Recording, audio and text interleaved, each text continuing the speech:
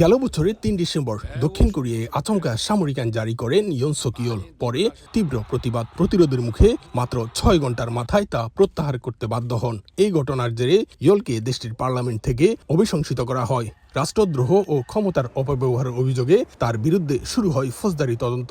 এরপর টানা ৩ বার আদালতের শুনানি হলেও উপস্থিত হননি ইয়োল। নানা নাটকীয়তার পর স্থানীয় সময় বুধবার সকাল 10:30টায় তাকে গ্রেফতার করেন তদন্তকারীরা। বুধবার সকালে দুর্নীতি তদন্তকারী দফতর CIO, National Office of Investigation ও প্রতিরক্ষা মন্ত্রণালয়ের অপরাধ কমান্ডারের যৌথ একটি দল ইয়োলকে গ্রেফতারে তার বাসভবনের সামনে পৌঁছায়। এ সময় ইয়োলের নিরাপত্তা কর্মীরা তদন্তকারী দলকে প্রবেশে বাধা দিলে হয় হাতাহাতি। পুলিশের সঙ্গে সংঘর্ষে জড়ায় ইয়োলের সমর্থকরাও, আহত হন কয়েকজন।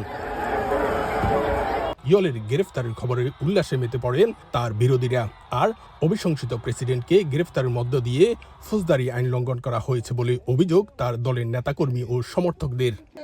এদিকে গ্রেফতারের পর আগেই ধারণ করা এক ভিডিও বার্তায় ইয়োল জানান, অনাকাঙ্ক্ষিত রক্তপাত এড়াতেই তদন্তকারী কর্মকর্তাদের সামনে হাজির হওয়ার সিদ্ধান্ত নিয়েছেন তিনি। ইয়োল উদ্বেগ প্রকাশ করে বলেন, দক্ষিণ কোরিয়ার শাসন ব্যবস্থা ভেঙে পড়েছে।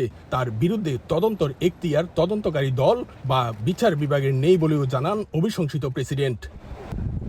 দক্ষিণ কোরিয়া থেকে মোহাম্মদ হানিফ, সময় সংবাদ।